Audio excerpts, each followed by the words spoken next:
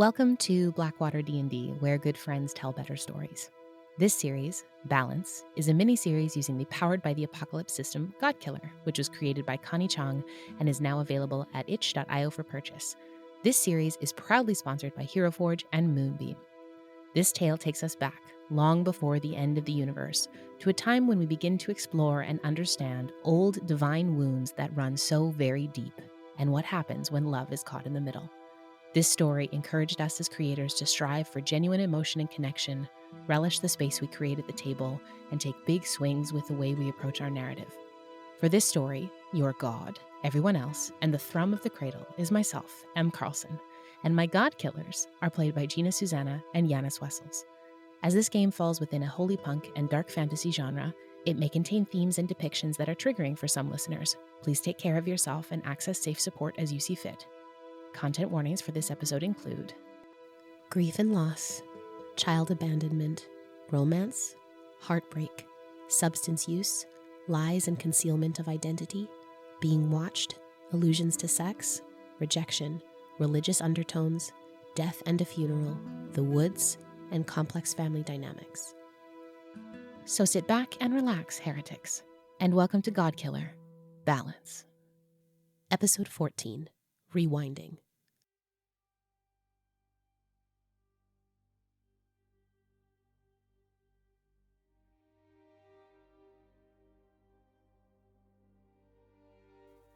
Rake. As your hand slips from Evers, you know that you are unbound and untethered from her, with the capacity and capability to travel on your own within this liminal tunnel of time that you've created using Ungol's magic. The power of all time at your very fingertips. More power than any mortal should have. But you are not mortal. You're a godling. You have your knife with you, but you are not the God-killer. You have spared gods time and time again through this journey, showing compassion where you'd previously only shown cruelty. You are here on your own, away from your mother, under no one's guidance but your own. You drift back from her, knowing that this entire next span of time will only take a fraction of a second in her experience, that she will continue to make her way towards an arch that will deposit you in Hood, where you will meet whatever fate awaits you. She doesn't look back, and will barely recognize that you are gone, but she will know that you let go of her hand. Where would you like to go?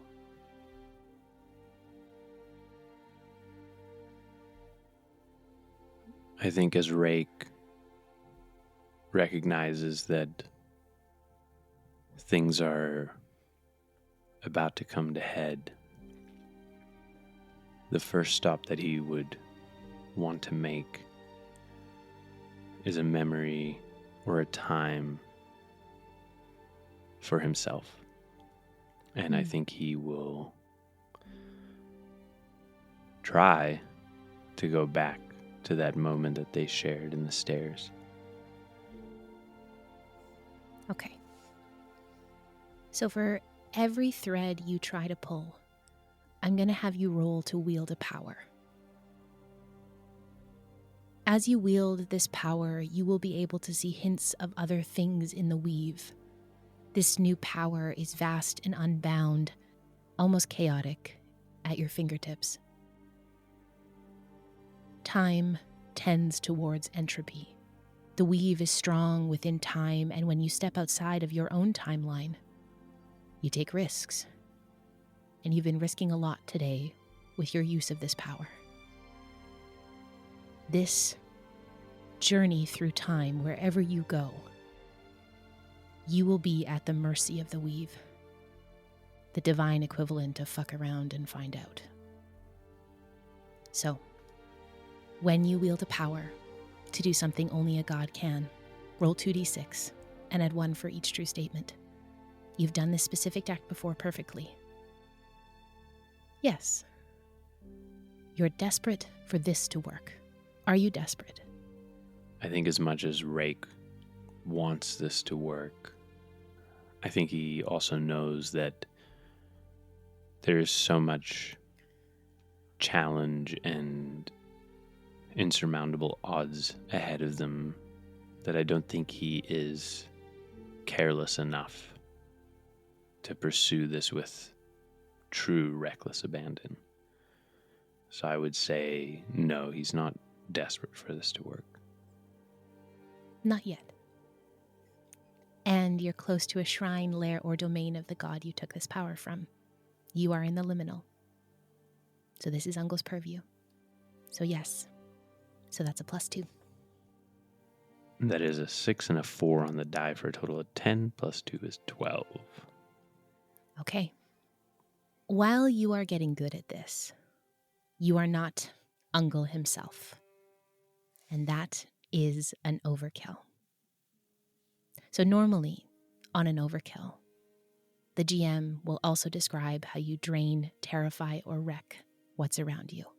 But lucky for you, you are stepping back into your own timeline. You didn't miss, so you'll get there. There's no overkills here. And because you've essentially hit it, you've got it, I'm going to offer you the opportunity at the end of pulling this thread to see where you would have gone if you would have missed. But that also means that you will take the consequences that come with it. But you can decide after this. You step out of the slipstream, and we find you just before, in the market. You are in the crowd, in glass, navigating your way from the 3rd district to the 4th, on the other side of the ring, away from the Wayfarer's lamp. You can see yourself and Ever standing at the stall, talking to Marcus, the fruit vendor. What would you like to do? I think Rake would just watch them, and he knew how he felt about Ever at this point already. But even now, I think he's still unsure about how Ever feels about him. He knows that she cares for him, but it's hard not to care for someone that you've shared such trying times with. And so I think he's watching her with a sort of desperation to see something that would give him a more certainty about her feelings towards him. You have to get closer to hear the conversation and navigate yourself around so you can see her face. You watch as the two of you step away from the table. You watch her face as she says she's in love with the man who sings to the oranges. You saw it then, but potentially because you were so trapped, so scared, so nervous of saying that in the first place, you didn't see her hesitancy about telling you about the man who sings to the oranges, knowing that it would have an impact on you, knowing that once she said that, there would be no going back. She searches your face, and outside of your own head, you can search hers. The care is evident. The second she stops talking about the man from Temaset, her eyes are immediately back to you, watching what you think, watching for your response. While you might not be able to see it here and you might have to follow yourselves further, the care is deep. It's more than platonic. But this is then before the stairwell. You watch the two of you finish the conversation and start walking towards the apartment building. You see the both of you walk up to the front door, knock, and wait for the small family to walk out. Children bustling down the steps, they run past you, almost bumping into you on the street. You watch the two of you go inside, with the door almost closing behind you. Do you follow yourself in? I think back to that moment in the stairwell, and I remember very clearly that we were sure that we were alone. And I start to question, if it's already happened, would it mean that I'm safe from being noticed? Or would it mean that I chose not to go in? And I let the door close before I enter. And I place my hand on the door. And I close my eyes. And I live that moment with the two of them from outside, having it already etched into my mind. I don't need to see it to remember it, but the proximity to her, I feel those emotions as if I'm standing there in front of her. And as I know the time has passed and we would have head up to the door, You hear the last faint moments of conversation. You can barely see the both of you through the glass in the center panel. You are up on a middle landing. You see your feet start to move towards the top step and then turn back and step closer to her, remembering the moment where she reached over to the knife in your holster at your waist. Your feet are inches apart. and in that moment, I know what our love looks like. And I have a sudden urge and need for myself, but also for the choices that I make going forward. I need to know what the love that she has for the man who sings to the fruit. I need to know how it compares. You watch the feet, your feet and her feet, begin the walk up the staircase to the top floor. Something strikes you here. Teo is the god of humanity. There is nothing more human than trying to understand someone else's feelings, seeking connection, understanding, empathy. And I think there is a moment where you reach for that tether, reach for that anchor, and you hear the sound of a snap, a cord snapping. After you left this apartment, something very bad happened. You remember Teo saying that in that apartment, they were waiting for something, and you get the sense that something came, but it was not the something they were waiting for. And in this moment, you know that Teo is dead. Not at your hand, but someone else's. With the god of humanity dead, what is there left to anchor the cradle? And something else clicks into place. The world is set to reach its oblivion when the twin-souled priest reunites and kills the empty god. It was not set to happen for thousands of years, but Teo dying changes that. Oblivion is coming sooner than it should, and you are likely one of the last people to see Teo alive. What would you like to do? With that realization crushing down on Rake. There's a moment where he feels as though, what's the point? What's the point of trying to save everything if the ending is so close?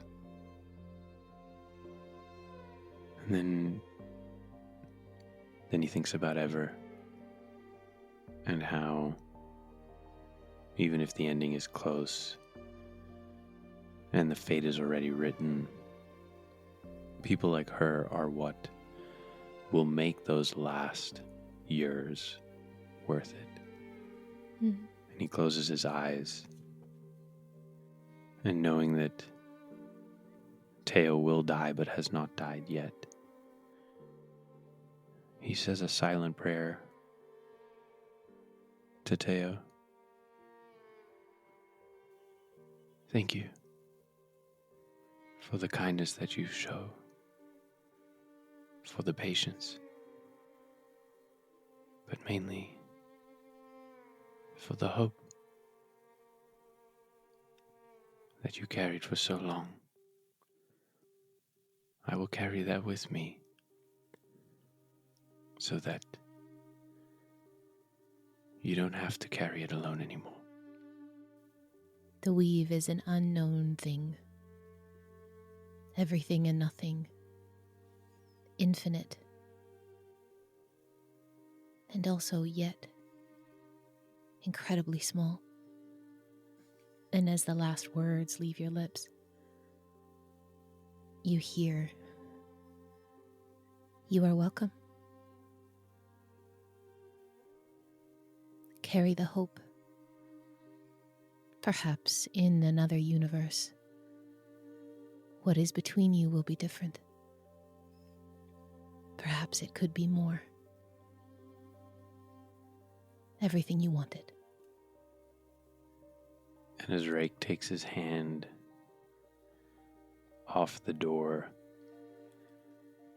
and takes a step backwards through time and the weave itself back to that liminal space, I think there's part of him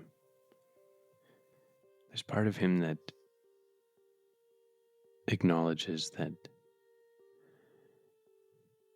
there is no universe, no timeline in which he wishes that things between him and Ever would be different. Mm. Just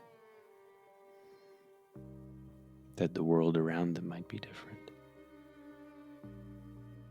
You find yourself back in the liminal. You see a thread. It's soft, a slight gold, half a step next to you. The place you would have gone had you not quite wielded this power correctly. Do you wish to tug on that thread? I think Ray can't help but take a look. You reach your hand out, touching what is literally a thread of the weave. And you step into another place in your timeline. Too early. Much, much too early. You wake up with a start, and you begin to cry. You know you're you, and you're in your body, but it's much smaller. You're about 3 months old, lying in a woven bassinet in a larger bed. Your eyes flutter open, and you're hungry.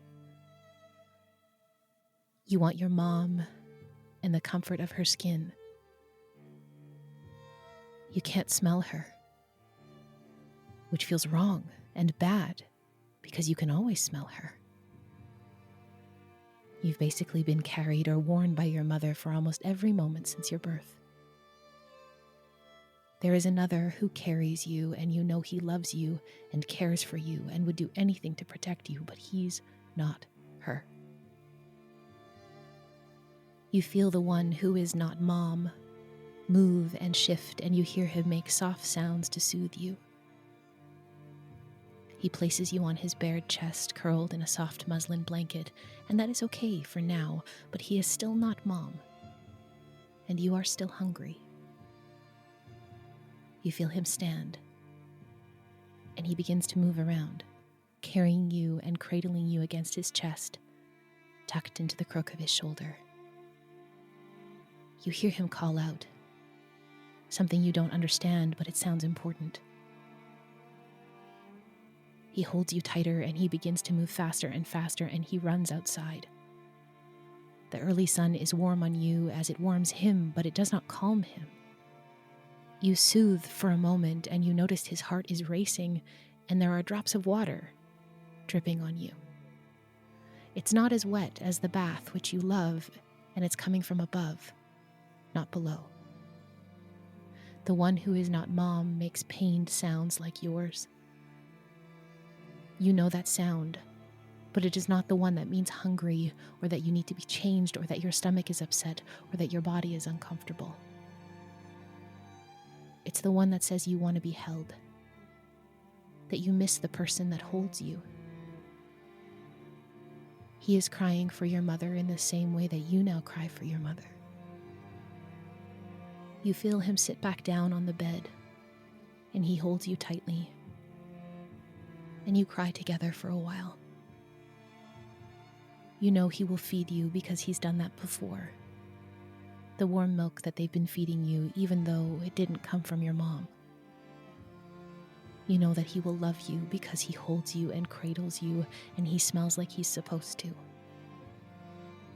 You know that he will rock you in the way he does in the bassinet to help you sleep. But he is not her. What would you like to do? Am I aware that... Do I still have my faculties? Like, am I still able of the same level of thought? Do I know what is coming? Time is strange. You are both here and not here. You are both a baby and also a young man. So I would say yes. You are experiencing something that you would never remember. But the version of you that looks in now has thought and faculty. For just a moment. I think Rake will try and familiarize himself as much as he can with the feeling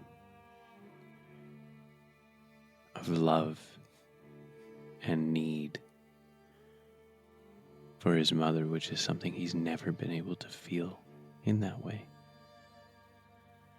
He doesn't remember as a young man ever truly loving his mother or needing her on that level. And I think it's twofold. Firstly, somehow the realization that that love was once there and that it is possible is like a balm to the hurt, the neglect, and the cruelty that she's shown to him all these years. And that's very much the things that he inherited from his father. And the second part, the things he inherited from his mother. He knows she can only be killed by someone who loves her, whom she loves. And so he uses that love and that need, that hurt of her leaving. And he shapes it into a different kind of knife.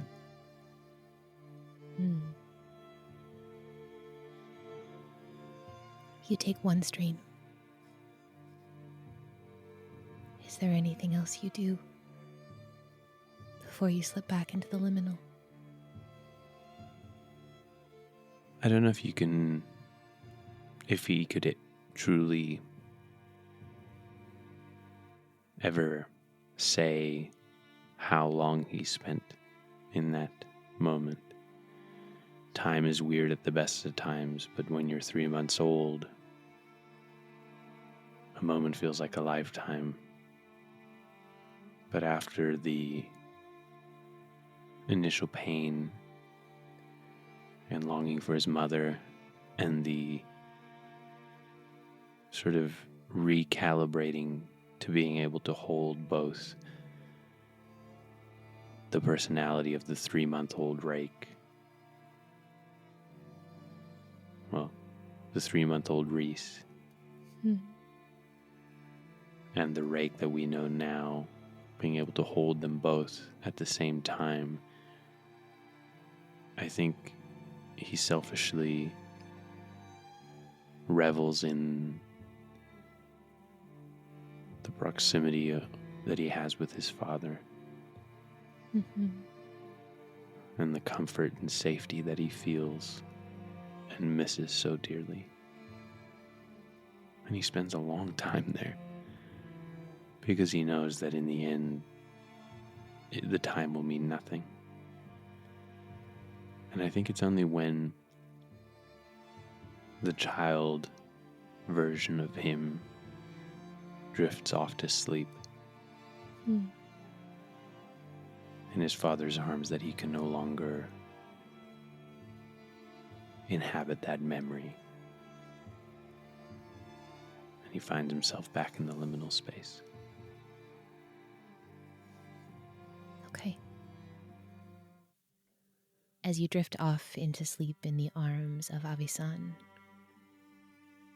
you feel yourself fall backward into the slipstream. And you mentioned that you wanted to see Ever and the man who sings at the oranges. Where would you like to go now? I think viewing the weave and the threads in front of him, even though he doesn't have a full understanding of their workings and how they are interwoven, he looks for the thread that gives him the strongest impression of Ever. And he looks for a part of it that seems to burn brightest in his view. Not knowing fully where it will take him if he pulls on that particular part. He can only imagine that the moments that are most dear to her would appear brighter. So going on faith, he reaches for one that burns brightest and grasps it. Okay. So I'm going to have you roll to wield a power again. So you're going to roll 2d6. And unless you're desperate, it's the same plus 2. A 5 and a 2 for a total of 7 plus 2 is 9. Is that an overkill? That's a hit. Okay. So I want to hit here. Instead of just the 2 threads you saw in front of you as you did this previously, your grasp of this power is growing. And you see 3 threads in front of you. There is that one that burns bright. There is one that is equally as strong, but it is darker. And you see one that is a bit different, holds the same countenance as the one that burns bright, but is a little less radiant. So reaching forward to the brightest one you can find, you search for something older, but not by far. You search for Temiset and the man with the oranges. And you find yourself stepping into a vast willow grove within a sprawling forest. It's rich and verdant, greener than green and teeming with life. And as you walk through here in silence, hearing birdsong and the crunch of the forest floor under your feet, you hear conversation up ahead. Seems like you're about 100 feet behind them. You see Ever, looking maybe 6 to 9 months younger than when you first met her. She looks lighter, without the burdens of the world that beset her now. Freer. Her smile is less constrained, and you know that this is before Davos died. Likely before he descended into the depths of his illness, but while he was still sick. You see her walking with a man about her height. His skin an ombre, the colors of a sunset, with small antler-like horns from his head. He walks holding her hand as they move through the woods. You see them laughing together. It's sweet. He loves her already, and she does too. As much as she could, with what you know she tends to at home. She can't give in to it fully, knowing how sick Davos is, and what she knows will be coming to follow. But she does not let that sit on her face. Do you follow them? Yeah, I follow them.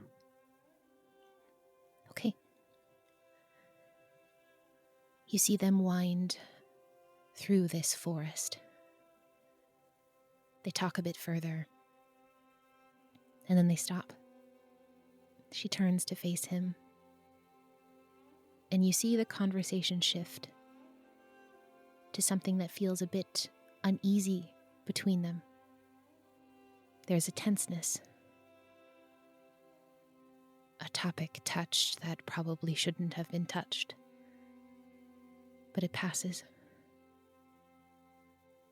And then she leans in and kisses him.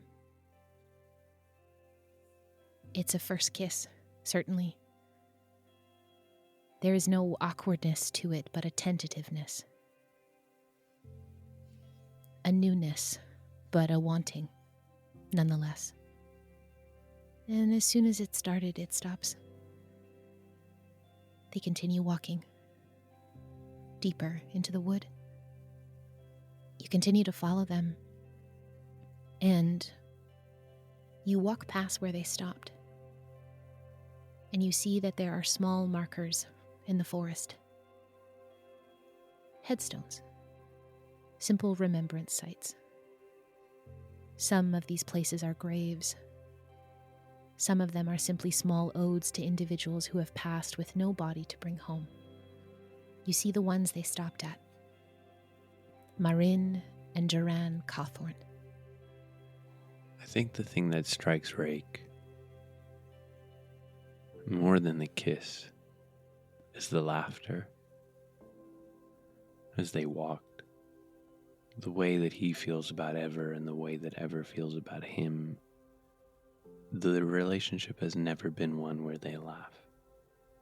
It is love, he's certain of that, but it doesn't have the happiness and the realization that she brought him here to share something that was meaningful and important to her.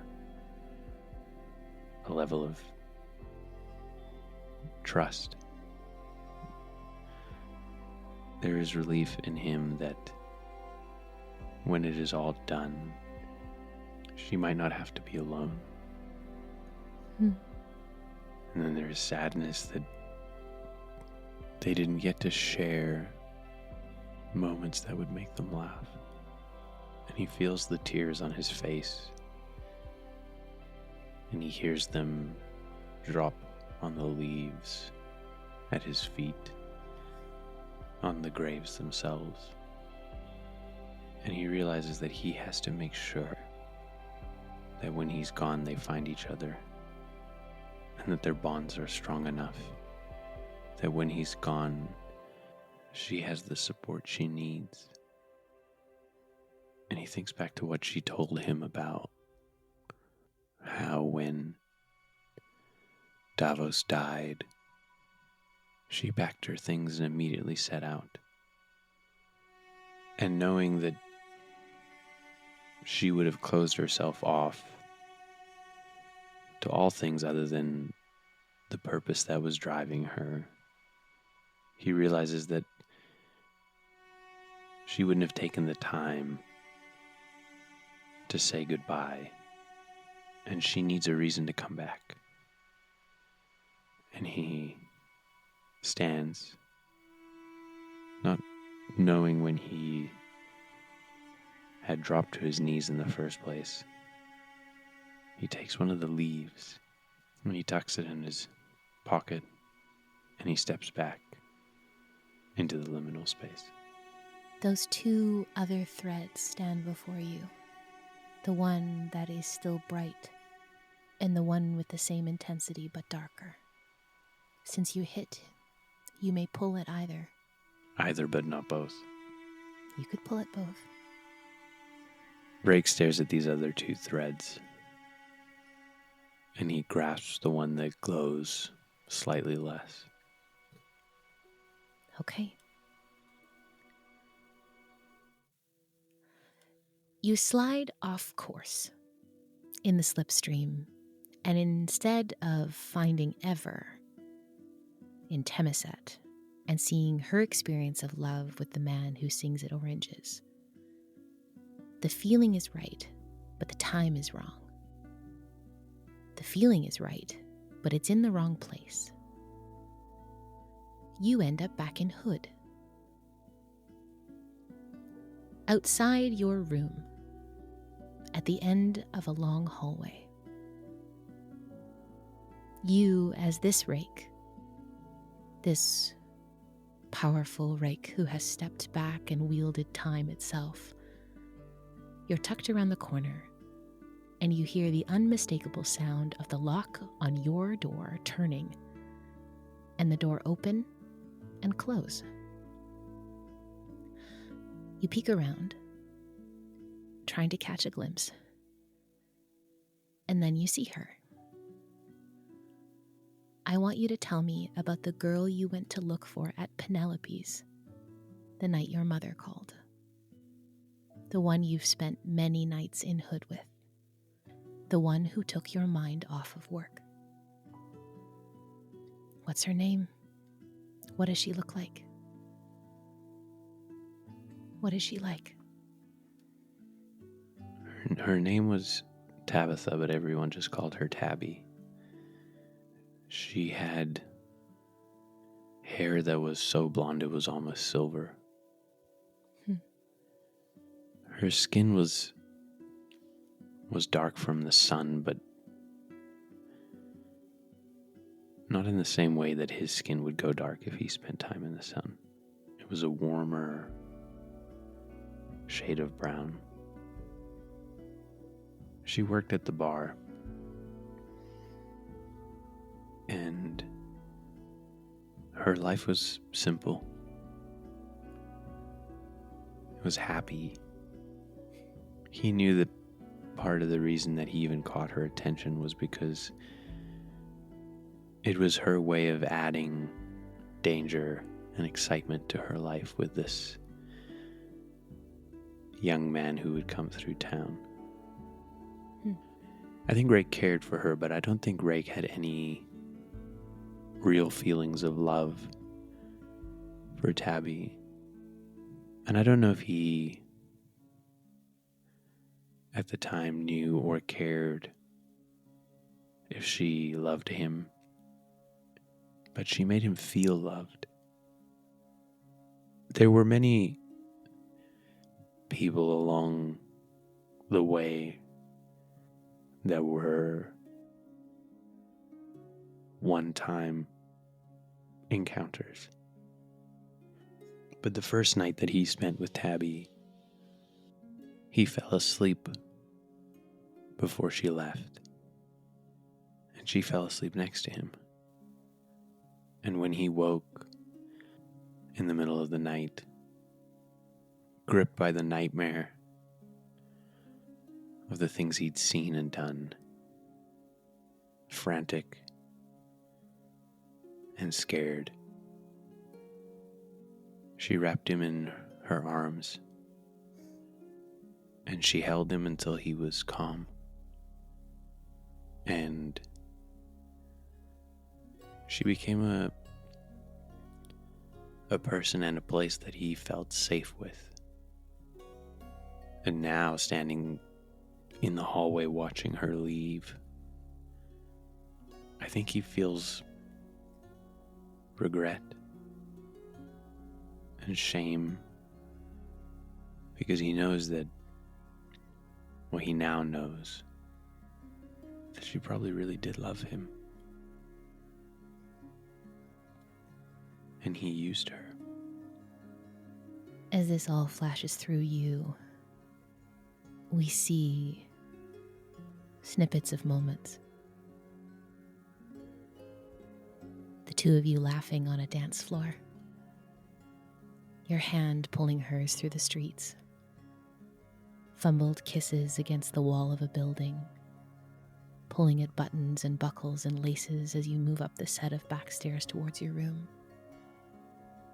your hands intertwined within sheets.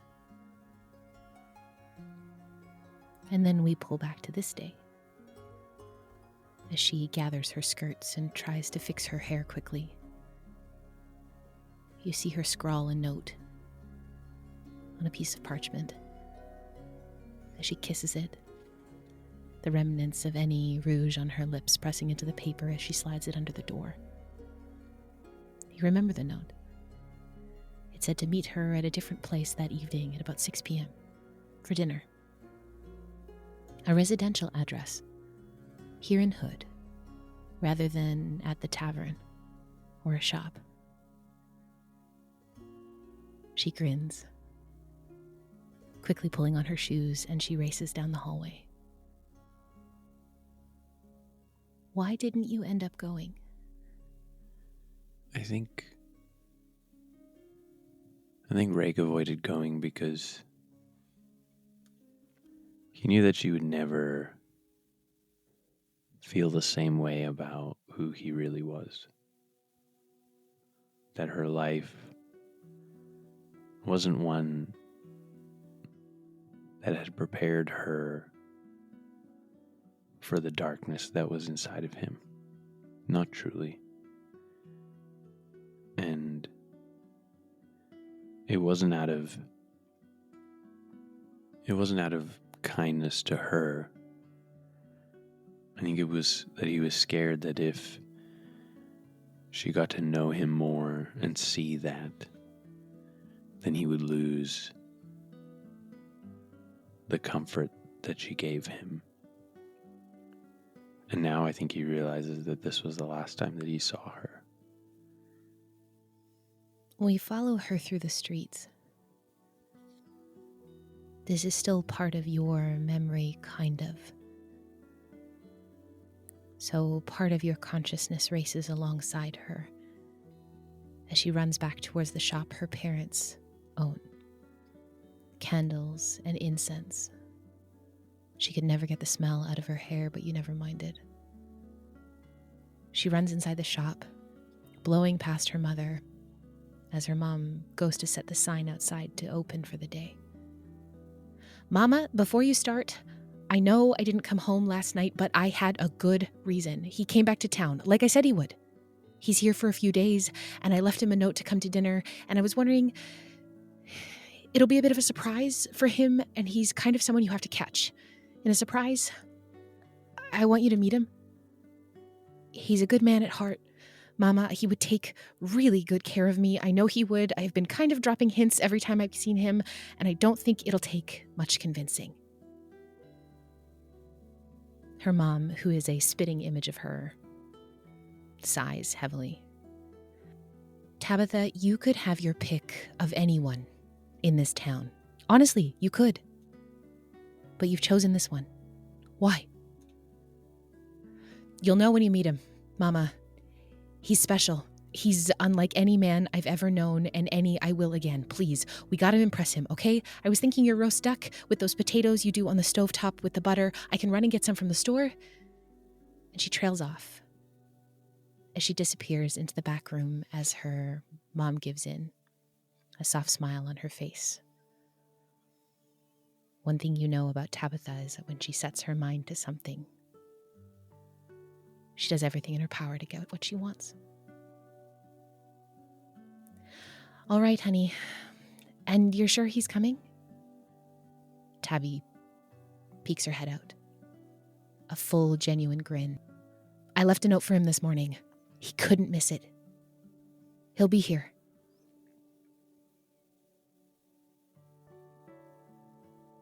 Did you leave Hood that day?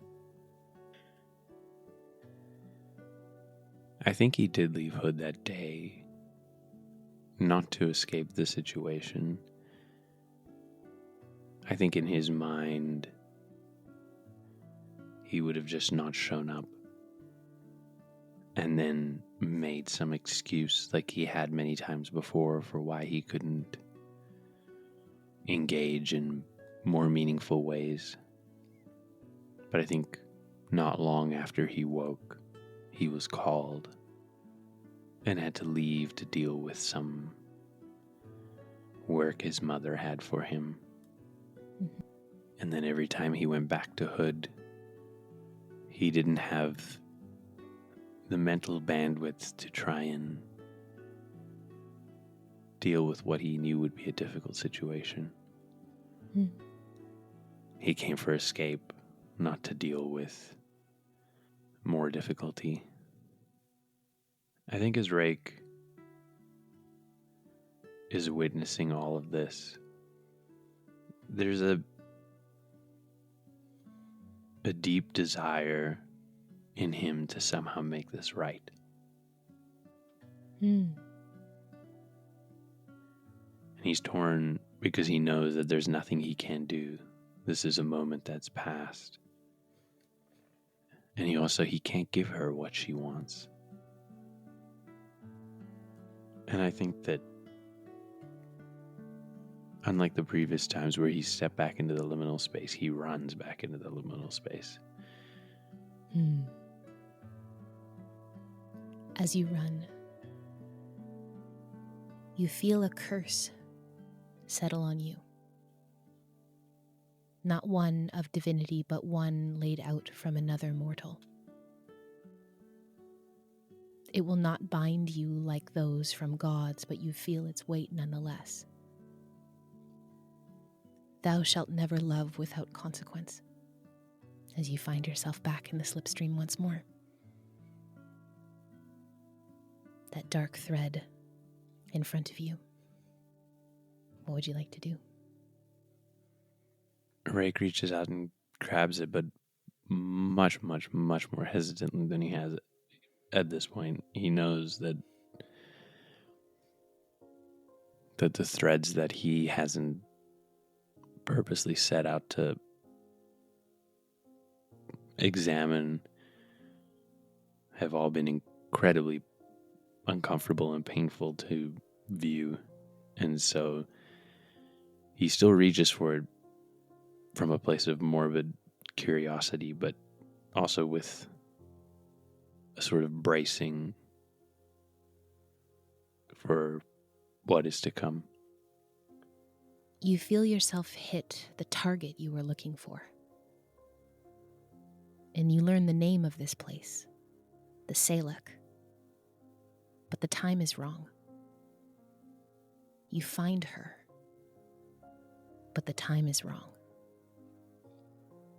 You step out amongst that same willow grove within that same sprawling forest. It is still rich and verdant, still greener than green, and still teeming with life. Except it is night. It is the dead of night, and you hear the sound of a cart moving about 100 feet in front of you. You slip silently through the trees, the moonlight barely catching you as you dip behind the large, wide trunks. How close do you get? To the cart? Yeah. I would say close enough to see who's driving it. Okay. You circle around, using your speed and stealth and agility to get in front. You can keep pace with the cart, and you see Ever pulling it.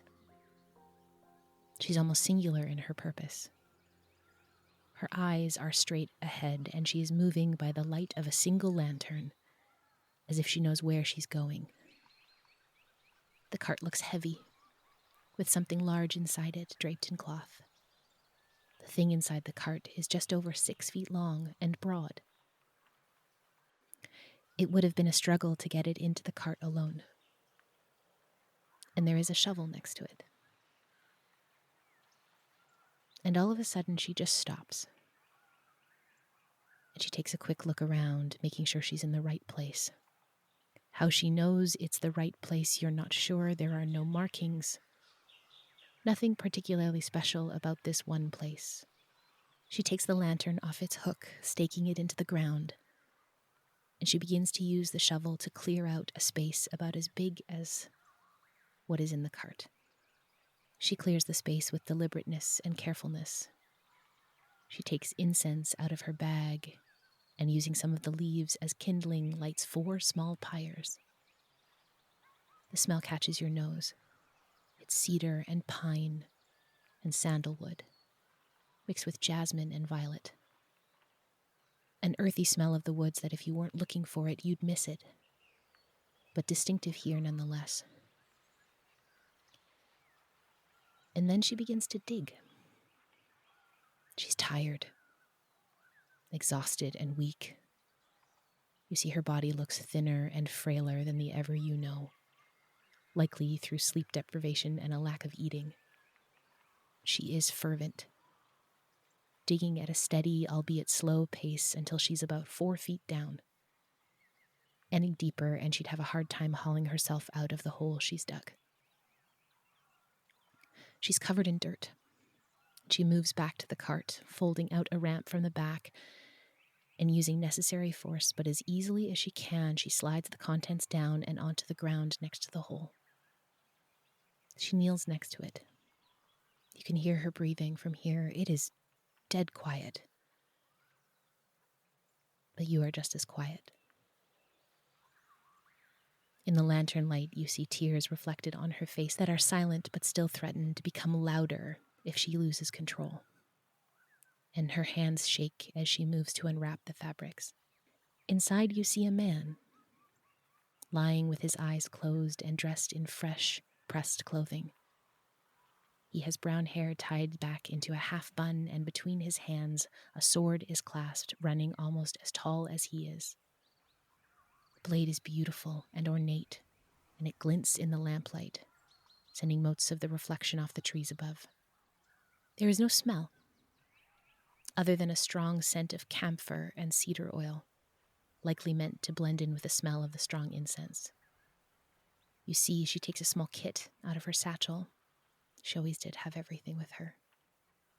And begins to anoint the body with oils and flowers, gently arranging them just so. Once satisfied, as much as she can be, she pauses, resting a hand on his chest, and you hear her do something you've never experienced before. She begins to sing. The song is clearly a goodbye, a song meant for funerals or wakes, a song meant for grieving that you could pour yourself into. Some words are shaking, and it's not perfect, but it's not meant to be. It's hers, and that's what matters, because it's only meant to be heard by him.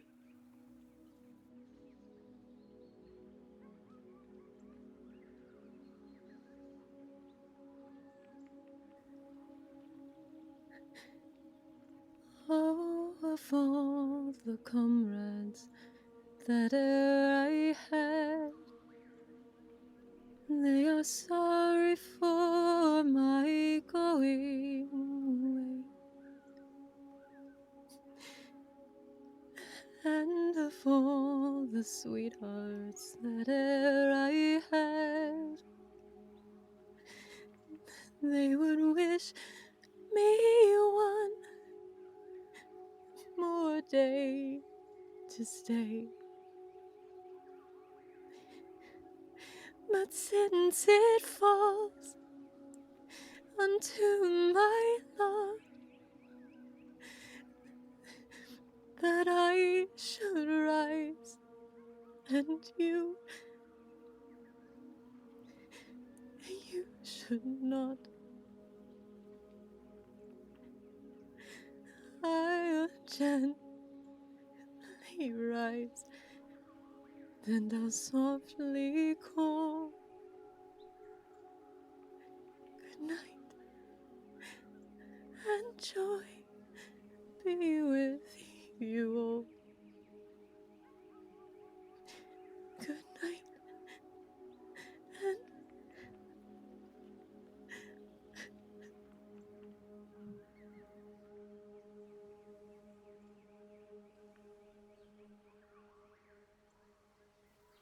She leans her head down, and you see her body rack with sobs. It's now that they cut through the silence of the woods, and you know the trees are listening. The sacred nature of this place, the Salak, even though you've just learned its name, is meant to hold space for these goodbyes. This is prayer. This is divine ritual. Slowly collecting herself, you see her move to attempt to lower the fabric containing this man into the ground. She leverages her own weight, maneuvering herself so that he is lowered with care. It doesn't matter how much time it takes because it needs to be done right. Once finished, she stands where his feet would be, above him, and she lowers her head, muttering words under her breath.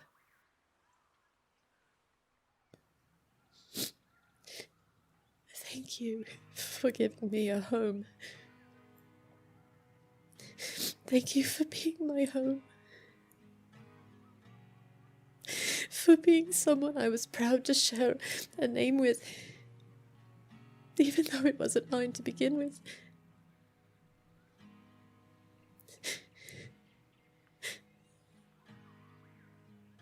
For your strength, for your sweetness,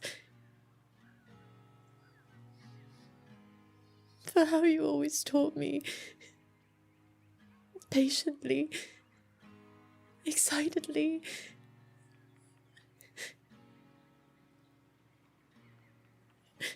for how you loved me.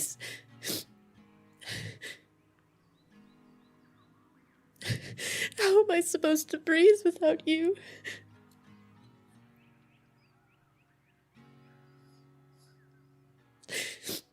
How am I supposed to do any of this without you? You are my life.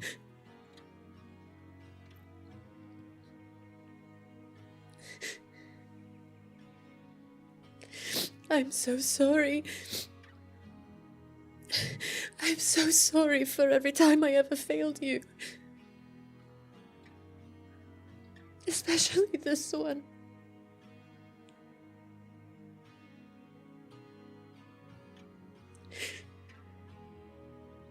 I love you so much. I love you so much. I will always love you. And I will find you again.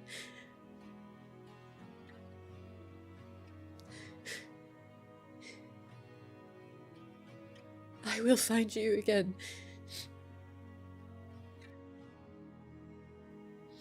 Let the gate be open for you, and the fire guide you. Let the waters of the well sustain you as you go on your way. with our offerings of love.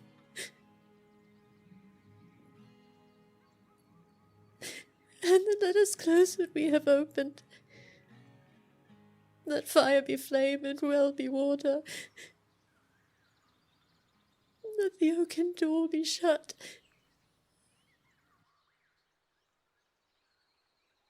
And then, reversing the process, she begins to shovel the dirt back into the ground.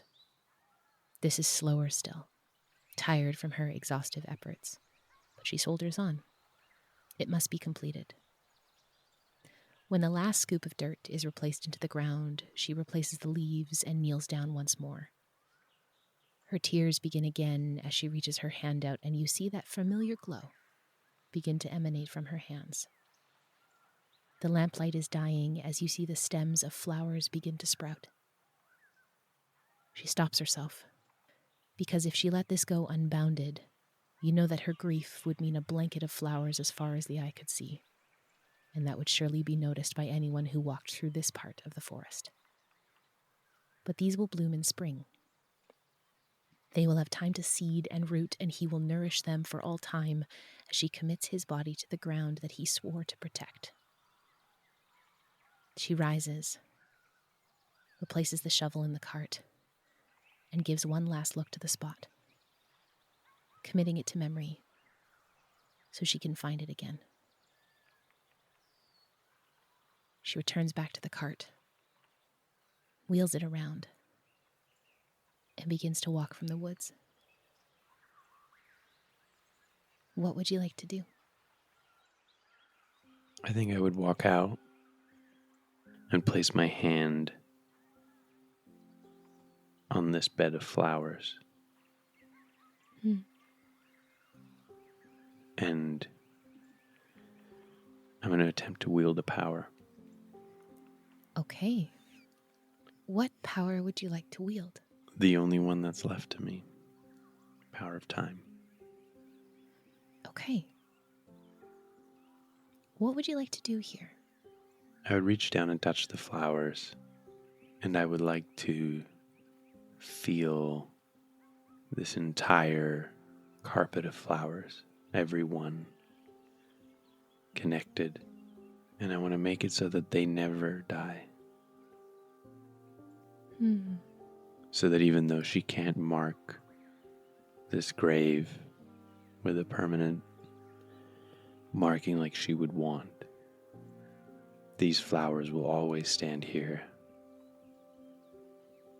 a testament to her love for him.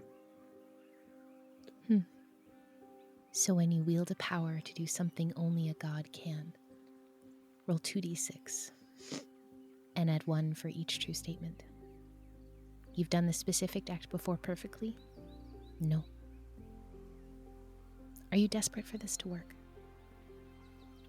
For this, yes. So you can mark 1 more strain. That's 2. That's 2. And you're close to a shrine, lair, or domain of the god you took this power from. Not here. So that's a +1. I rolled a 4 and a 2 for a total of 6, plus 1 is 7. On a hit, 7 to 9, you do it. Whenever cares for someone, she does so with a depth and a vastness that could rival the multiverse. I believe when you first saw her, I described it as a love that could approximate divinity. And though she doesn't know it yet,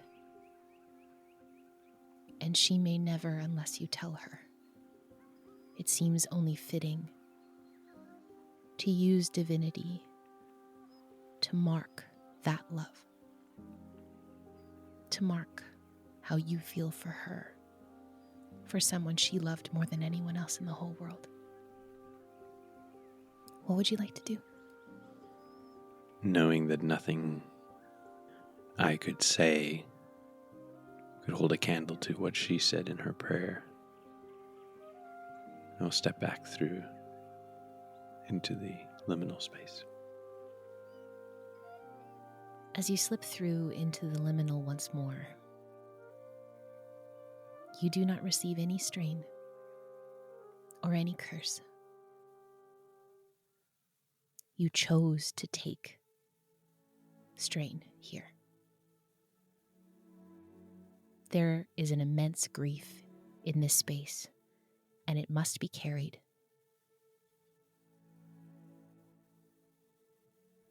And you chose to carry it with her, for her, whether she will know it or not.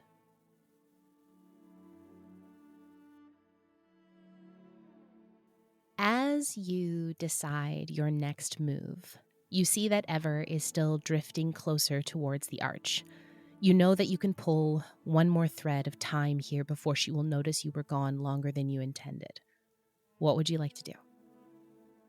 I think he would look forward at the remaining thread of time and sort of resolving himself and knowing what he has to do, he will reach forward and grasp the last one.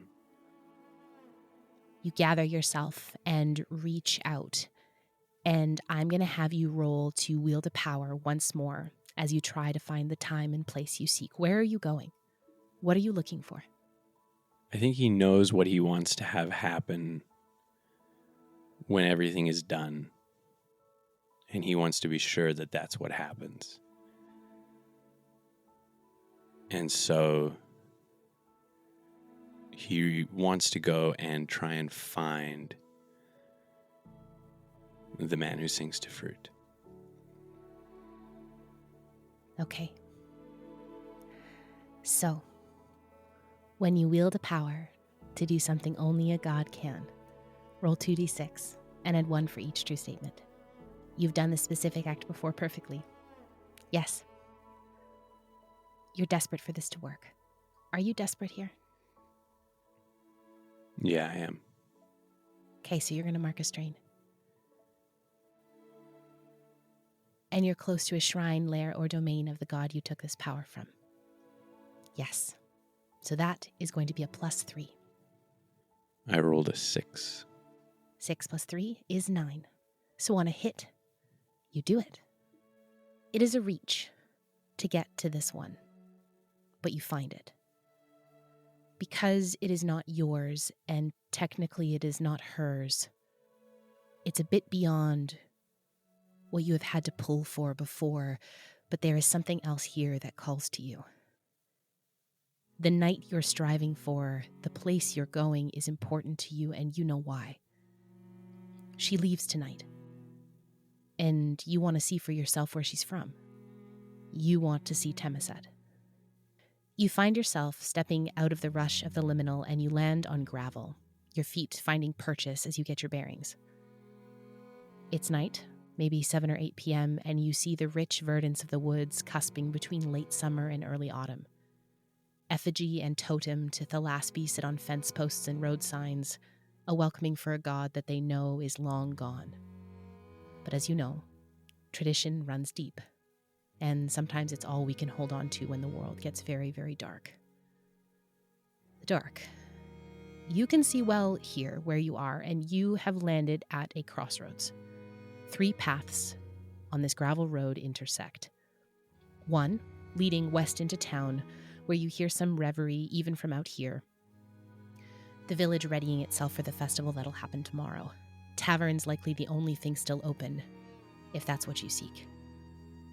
The second leads into the wood itself. South, you reckon. The path Ever must have taken upon her leaving. This path likely diverges later, the safer road circumventing the wildwood that you found yourself in earlier with your jaunts to find her through the slipstream. And one right through the temperate rainforest itself. You smell the rich loam and soil from here, and though this path would certainly harbor dangers in the woods, you feel no fear looking at it. The woods here are revered, sacred and holy. All creatures within answering to some aspect of divinity, paying their respects to Tielia and her sacrifice for the cradle. And finally, you see a path that heads north. It curves around a bend, and as you're trying to get a sense of what could be up there, you pick up the smell of foxglove and violets on the breeze. It's faint, but your keen senses wouldn't miss that anywhere. What path would you like to take? I'd actually like to use a move. Okay, which move would you like to use? I'd like to use feel someone, or in this case, something out. Okay. So, when you try to feel out a person, place, or thing, say what you want clarity about and answer one. The GM will give you the clarity you seek as they answer the other. What do you want clarity about here? I think he's looking for some sort of indication of where he's most likely to find Varric. Okay.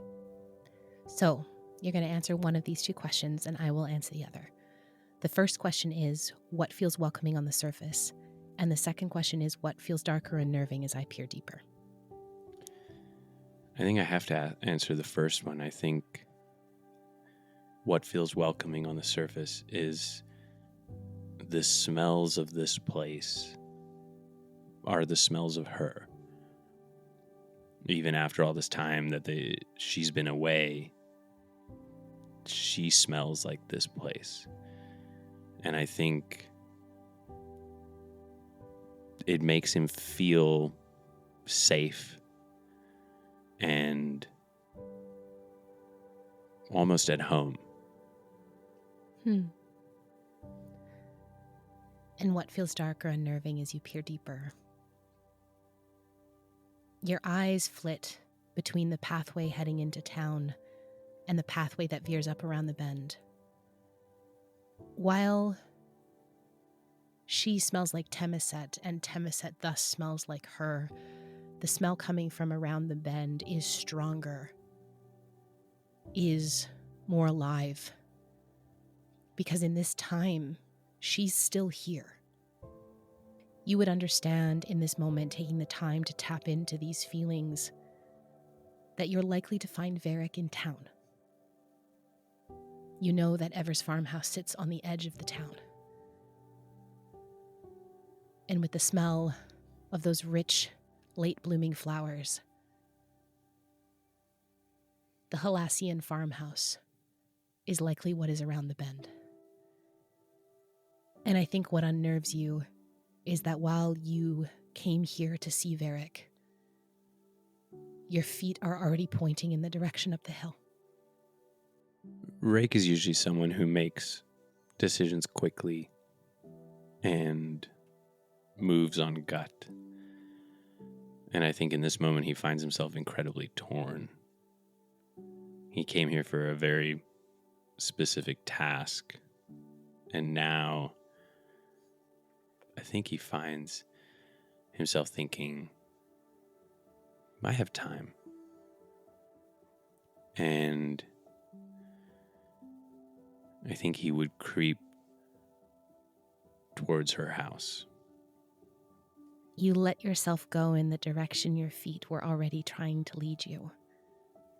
You wander up the path and you walk, quiet and silently as you always do, further and further, about 5 to 10 full minutes up the path, the smell getting stronger, seeing a few other dwellings, and then there it is. A small offshoot, up to a large farmhouse. The garden is massive, but of course it is. In some parts of it, it's overgrown, but that doesn't take away from its beauty. It's wild. You see ivy curling down from the trees and spreading onto a large hedge that likely gives the house some semblance of privacy, though it is still quite secluded from the village. There's a simple fence that's barely keeping everything in, with a closed gate that bars a walkway up to the front door. You can see some light on in the house, but from where you're standing outside the gate, you don't see anything else. What would you like to do? Looking at the house, is there a window or something that I would be able to look through without being noticed? It is evening, correct? It is. It's about 7 or 8 in the evening. And the lights are lit inside, so therefore she's not likely to be able to see out into the darkness. Mm-hmm. But I'm still looking for a vantage point that would give me some sort of cover. Okay. You are well used to this. Everything before you met her, and even the work that you've been doing now, if we can call it work, has been about maintaining the advantage of being hidden. It is very easy for you to flip into a place of stealth. You don't use the gate because it could squeak. So you quickly and easily hop up over the fence. Takes nothing.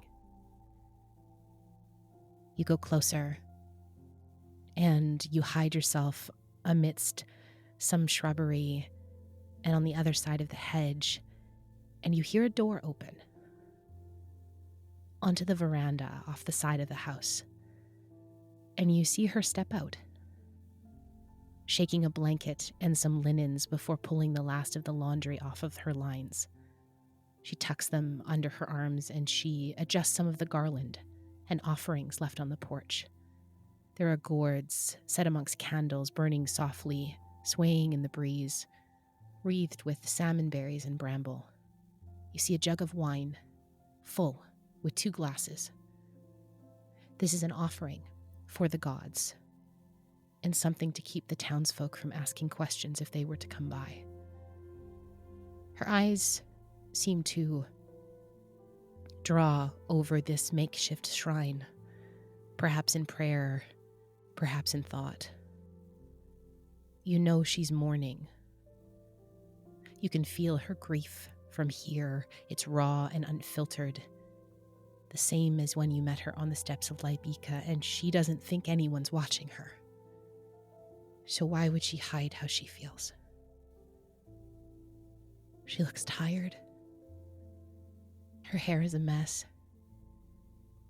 You can see ink stains on her hands. And you hear a long sigh as she takes in the start of the chill of the night air. What would you like to do? If I glanced into the window, do I notice...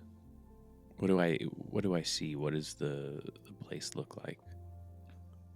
Inside, you see the soft orange and yellow light of oil lamps lit around the room. You see some papers and notebooks strewn across the tables. You see walls and walls of herbs and tinctures and salves, all in bottles labeled with her neat handwriting. You see garlic and herbs and dried flowers hanging from beams on the ceiling. You see her working space. You take a moment, even though she's on the veranda, and you can almost see her working, literally burning midnight oil, sitting in this offshoot of their kitchen. She seems so small in this big house. It's too big. And you know, based on the timeline, that it's only been about 3 weeks to a month since she's been alone in it. I think he would stand there longer than he probably should. And I think he almost feels the same desire to move closer that he did at the crossroads, Mm-hmm. just so that she wouldn't be so alone. And I think that just further confirms for him that he could never put her in a position again where she would be alone. His hand sort of, I think, instinctively comes up to the pane of glass, feeling the warmth from inside of the house, imagining almost like the sort of almost caressing the glass as if he was caressing her cheek. Mm. And then he sets his jaw, turns on his heel, and makes for the town. I think in your resolve, that measured and practiced demeanor that you hold so strongly falters for just a second, and you're a little bit careless. The gate. You go through it unthinking, and you hear it latch shut. A sound you didn't intend to make but couldn't help. As you walk back down the gravel road, do you look back? He wants to. But do you? He doesn't. I think with every step that he takes, he starts slowly, brick by brick, building a wall around the feelings that he has forever, protecting them, but also distancing himself from them. Almost everything with her for you has been new. The feelings you've had, the way you've approached them. But this? Shutting yourself off? That's practiced. You know how to do that. Time and time again, you've done that. Whether for your own sake or for somebody else's.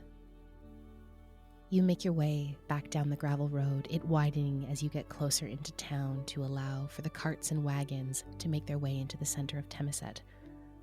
You easily make it into the town square, no problem. It too all done up and prepared for the festival. You see fabrics of red and orange, ochre and green, bunting and banners hanging from every structure that can hold them. The woods in Temiset are not the only thing here that seems to be teeming with life.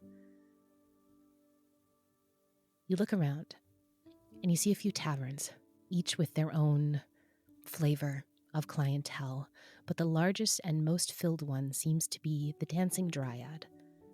It takes up almost a full side of the bottom floor of one side of the town square, with tables arranged not only inside but out. You hear a fiddler inside, and you see waitstaff moving from table to table, balancing large trays of mead, wine, and ale. And you smell this rich, hearty, meaty smell, like stew or meat pie. What would you like to do? I think I would enter the tavern and glance around and see if I can find someone who resembles the young man that I saw before. You know who you're looking for. Just moments ago for you, you saw them walking through the Salic. You go inside, and while you very clearly have the demeanor and attire of a traveler, there are other travelers here. It wouldn't be uncommon for folks from surrounding villages to make their way towards Temiset, the largest village up north, other than Brightrise, especially for the autumn festival.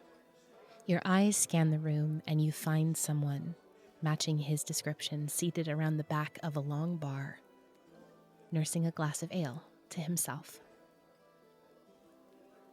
Christian, tell me how Varric looks right now, sitting here at the bar. You haven't seen nor heard from Ever in about 2 to 3 months, despite leaving a dozen letters on her doorstep and asking after her in town. It takes a lot for someone of my make to be drunk. But he's a little drunk. And he's solitary. He's removed from everyone else at this place. And he's whispering to himself. He's having a conversation with himself. So he looks a bit manic. If you didn't know who he was, you'd guess he might be the town drunk. How often do you come to the tavern? I never used to drink, but she hasn't answered, and so this feels less lonely.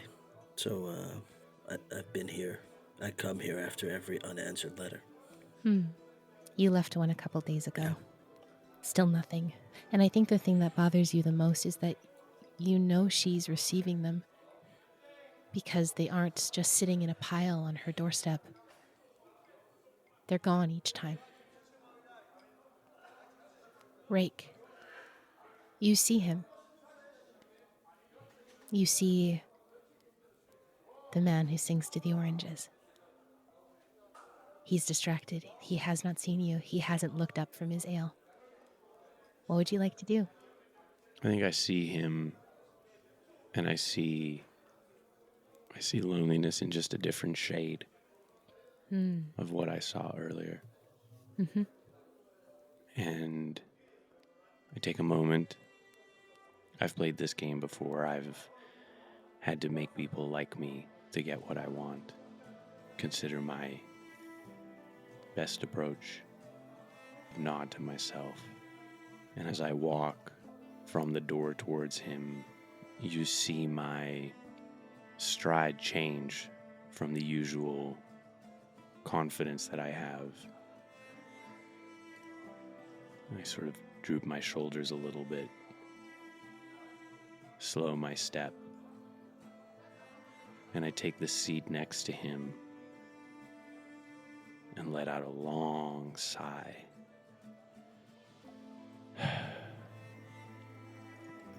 My shoulders straighten up, and it's a quick, sobering moment.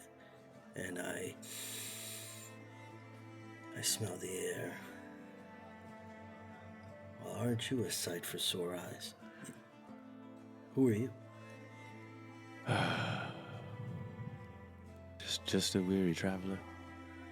Forgive me for being forward, but you smell like someone I know. Do I? I kind of sniff at my clothes. Yes, I did. I had to cross through a bunch of flowers on my way here. I guess the scent is still on me. No, it's not the flowers. It's the. Where are you traveling from? You're new here. I know everyone here. Oh, I'm just passing through. I've recently lost someone. Just looking for a place to try and forget a little. Well, I know about forgetting. I know about trying to forget. I've lost someone too. Who? That's misleading. I've lost someone who's still here. Well, that's the hardest kind of loss. It is. Is this the person that the scent reminded you of? Yes. How did you lose her? I don't know. She. You know, sometimes when you're in a place and that place reminds you of someone and that person is inaccessible, it's like living with a ghost. That's how I feel. It's I walk through the town, I come here, I have a drink. I write my silly little letters. I know she won't answer. But she's gone. I've lost her. She's lost someone. I think ghosts do that. They dance with you. So you've seen her. What a silly question. I see her now. I see her always. She's right here. I need another drink. I'll get this one for you. I will take 2, please. I sort of gesture to the bartender. You see a very familiar waitress comes over to you, Varric, and she kind of looks at the both of you, and there is a kindness to her face. She knows exactly who you are, Varric. This is Rennie. Are you sure, Varric? I'm sure. The strong stuff, Remy. The strong stuff. Well, I guess if it's on someone else's tab. I'll have the same. Okay. She dips behind the bar. She pulls a dark brown bottle off the top shelf, pouring 2 fingers first and then a third of a dark brown alcohol. Smells like very fine whiskey. And she slides them both in your direction. She nods and she leaves.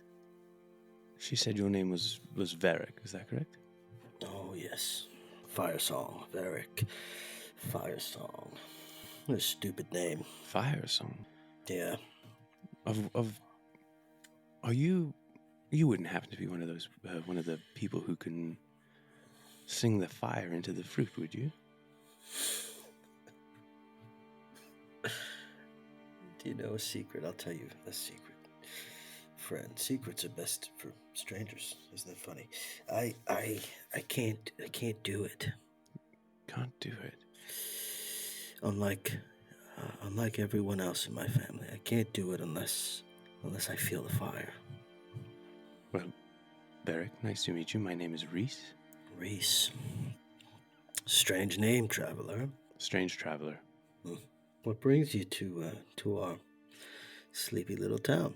Well, I came to meet the people who sing the fire in the fruit. So it's quite fortuitous to run into you at the bar.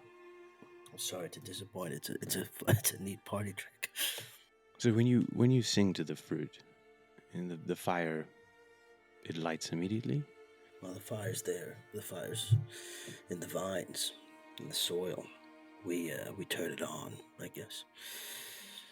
We sing to it. We coax it like an ember.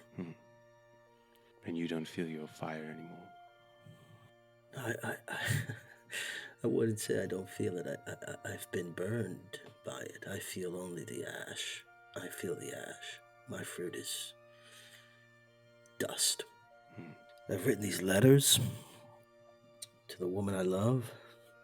She doesn't write back. There's no fire there. There's no fire there. But I pretend. I have to make my family happy. She's my family. Was my family. The hope of a family. That's the thing I smell on you. The hope. I smell the hope. Reese. The person I lost before I had the chance to tell her how I felt. Before I had even the realization that hope was possibility. If I could tell you one thing, I would say, you have to tell her how you feel. Would you write a letter to the fruit? Would you? If I could do it again, I would grab them and never let them go.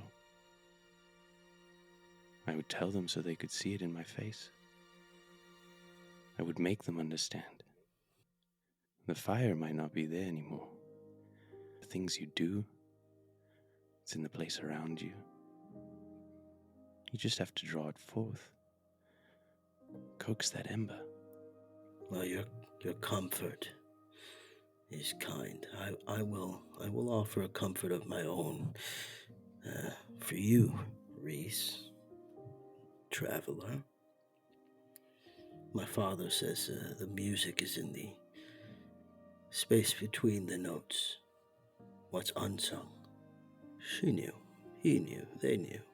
Whoever it is you love, they knew. They always know. The singing, the notes, it steals a little of the magic.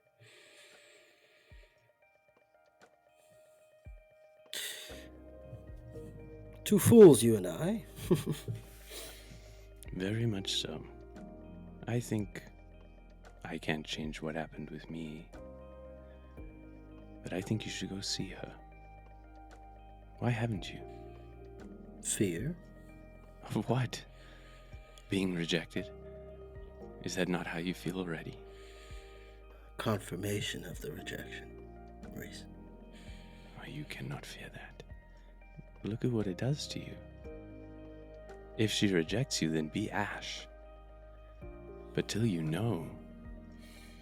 No, I think it's decided. You must go to her. Tonight. Now. Come with me, Reese. And I'm going to get up. Remy, put it on my tab. We'll be back. Follow me. He gets up and he follows. I lead him out of the bar, and I stand there and I sort of gain my bearings. I am a bit, 3 sheets to the wind, as they say, but I shake it off, and I feel the cold air on my face. Over here, I think, over here. And I lead him behind the bar, and there's a little patch of strawberries that have been growing. And they're not mine, but they exist. They make a particularly strong strawberry alcohol here, and I help sometimes, but I've been useless so far. And I kneel down and I hum. Nothing happens at first. It's weak, but then I think about what he said. That I should go to her, and slowly you can see a pulsing happening. This strawberry that wasn't quite ripe is becoming ripe quickly, and the pulse grows, and on the inside you can see a little flame starting to grow. And when it looks like it's about ready, I pick it. I say, this is for you. It's not my best work, but you came all this way for a song from the Fire Songs. I don't know if it's the liquid courage or your words, but I will go to her, and you will have this. He would take it, tuck it away. Go tonight. Tonight? Tonight. You never know if she might be there the next day. I'm in no condition to see her tonight. I think you're just fine. And he's going to reach forward and put his hand on his shoulder, and I would like to wield the power. Okay. What would you like to do here? I have the power of time. You do? I would like to do something I've never done before or even attempted. I don't want to affect time on a large scale. Okay. I want to be able to speed up the time specifically for how he's processing alcohol. I want to sober him up. Incredible. Okay. So when you wield a power to do something only a god can, roll 2d6 and add 1 for each true statement. You've done this specific deck before perfectly? No. You're desperate for this to work. Are you desperate? No. And you're close to a shrine, lair, or domain of the god you took this power from. Not here. Not anymore. So that's just 2d6 and that's a flat roll. I rolled a 10. Okay. So, on an overkill, 10 plus, the GM will describe how you also drain, terrify, or wreck once around you. I think I know how this overkill would affect the surrounding area. Absolutely. Go ahead. I think as he places his hand on his shoulder, he starts to manipulate time to speed up that process of sobering. And then he thinks back to sitting in the room with Teo and how he asked them for one very specific gift. The ability to sing like a fire song. Yes. I think he starts to hum. Almost a harmonized version of what he's just heard. And as he does, because he is different, I think Varric would see that patch of strawberries start to desiccate as he draws the life out of the surrounding plants. But at the same time, in his chest, he feels an ember. Not a full fire yet, but the start of one. As Reese starts to almost sing fire into Varric. You feel that warmth in your chest, sitting just behind your sternum, Rake, and it's not uncomfortable. And I think part of you wonders if he feels like this all the time. Varric, his hand on your shoulder is warm and comforting. And then all of a sudden you feel like you have dipped your face in cold water and had the strongest cup of coffee directly into your veins. You are completely sober, and you have no idea how he did that. Who are you? Like I said, I'm a man who came to find the fire songs. My family, we guard the lyrics, the words, they hold magic. I wrote this one for her. I will share them with you. No. Go sing it to her. I would like to do two things at once. I'd like to connect with this man in front of me. Okay. And I'd like to pray at the same time, because to me, Ever's name has always been a prayer on my lips. It has. I will take my hands and place them on his cheeks, and I'll say thank you. I'll go to her. I'll go to Ever. Tell her how you feel. I will. But she already knows. But I will. So in this moment here, you both connecting with someone and praying for guidance.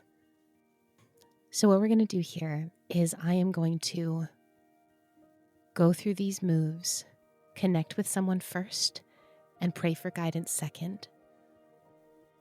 But instead of me answering the other question, Rake, I'm going to have you do that. So, when you try to connect with someone, tell them something intimate, which you did, and answer one. The GM, or in this case, Rake, will reveal a fragment of their pain as they answer the other. Christian, the two questions are here for Varric. What common ground do we share? And what still divides us? Pick one of those questions, and this traveler will answer the other. I think the answer to both of those questions. So I'll let you answer which one you want, Rake. But unrequited love. Which one would you have him answer? What common ground do we share? I think it's interesting that you chose that the answer to what still divides us is unrequited love. So what common ground do you share, Rake? Both of our prayers are the same.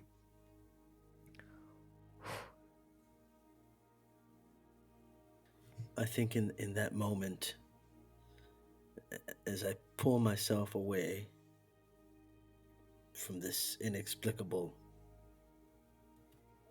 fracture in time and space and whoever this person is, and I start making my way towards Ever, something pulls me back to this stranger, this traveler, and I stand there, and I don't turn around, but I just say, almost in my head, because for some reason I think he can hear it, but it's a whisper, and I say, you love a person. You love a person, but you believe in a symbol. She's who I believe in. And then I start to hum. And as that humming takes place in my chest and then moves to my throat and then to my head, I start to sing. I think in that moment, Varric, as you're walking away, the only way I can describe your connection to this traveler is holy.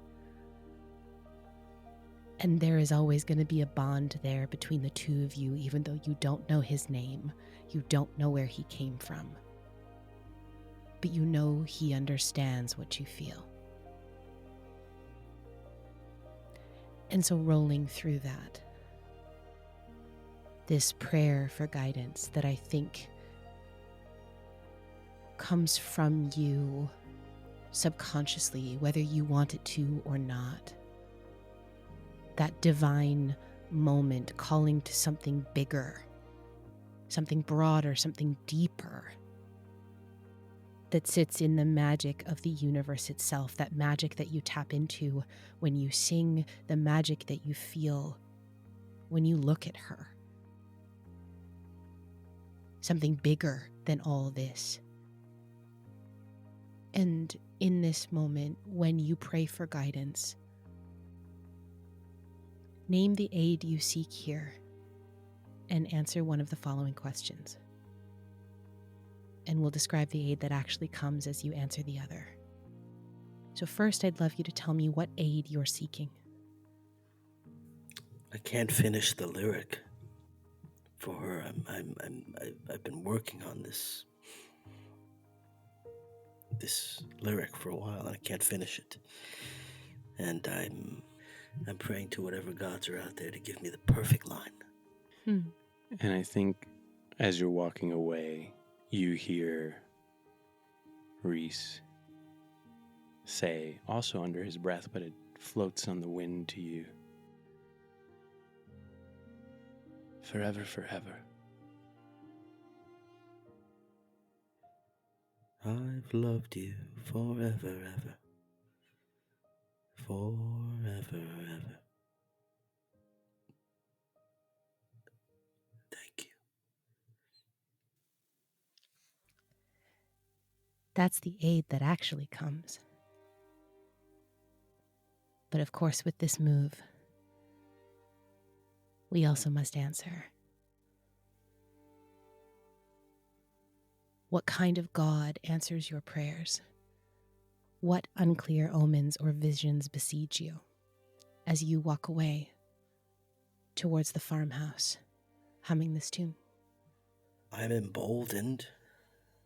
I feel courage.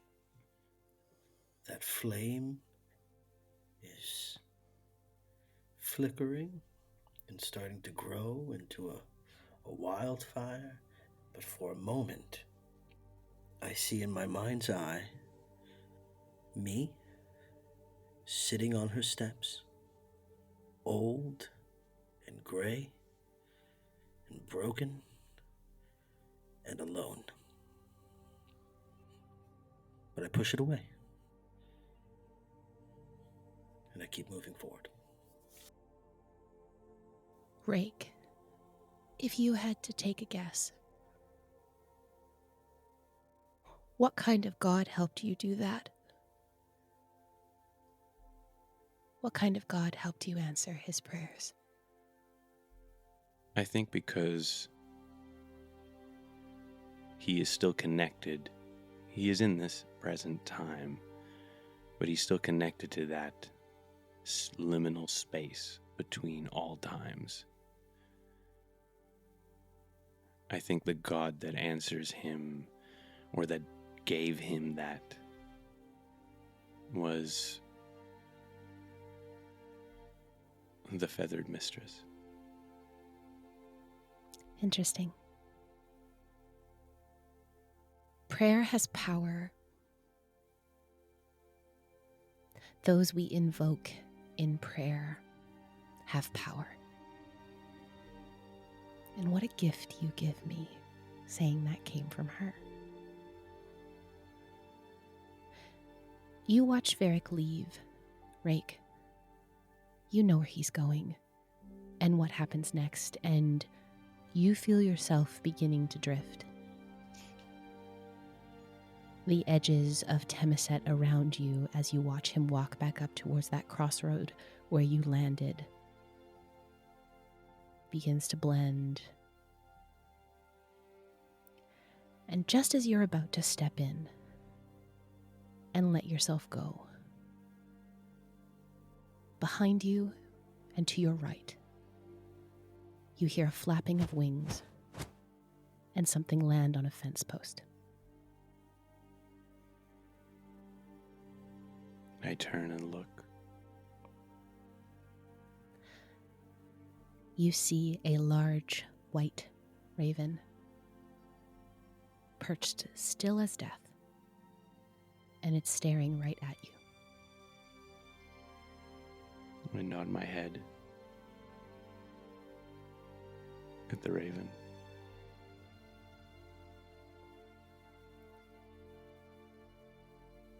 If a bird could smile, cocking its head to one side,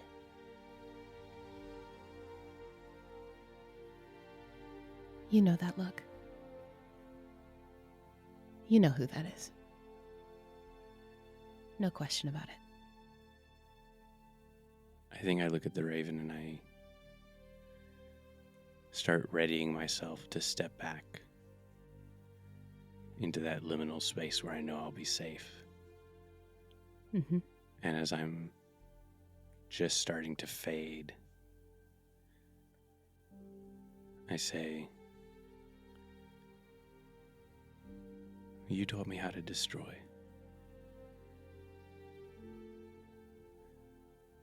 But he taught me how to love. And what a terrifying combination that is. I'll see you soon, Mother."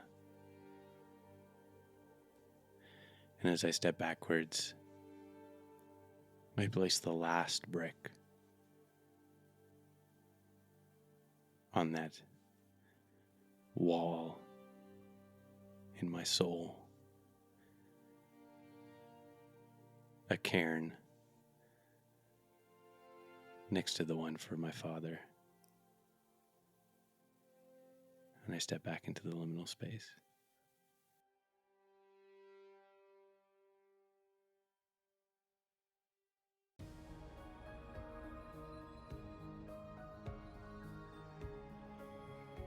Godkiller Balance is performed by M. Carlson, Gina Susanna, and Yanis Vessels. The voice of Varric Firesong is Christian Navarro. This season's dramaturge is Tim Carlson. Special thanks to our campaign artist Mishi, who you can find at Mishi Art on Twitter. Our main theme for this episode, Light and Dark, was composed by Sean McRoberts.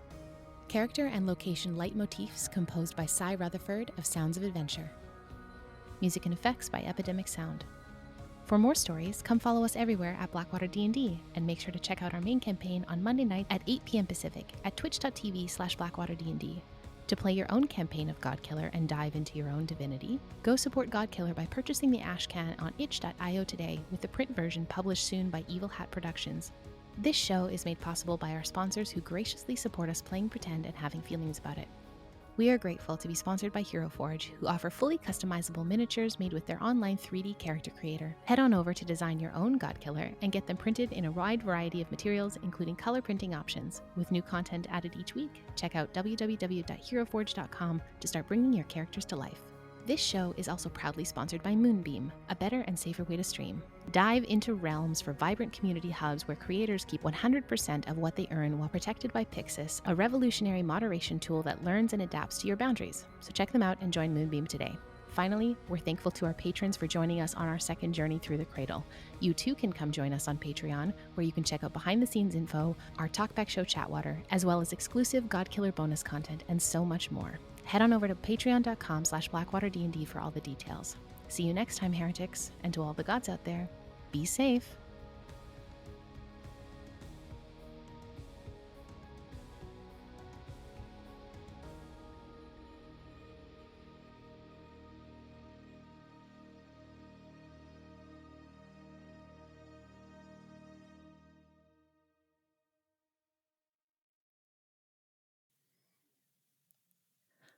I want to take a breath for the both of us. That was very heavy.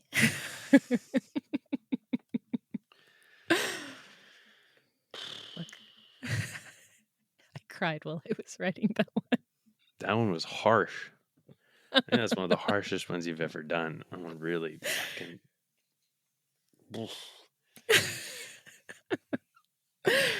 I can Look, imagine Gina crying already. I know you're listening to this, Gina. I know you're crying. I cried while I wrote it. You message me when you hear me tell you that I know you're crying.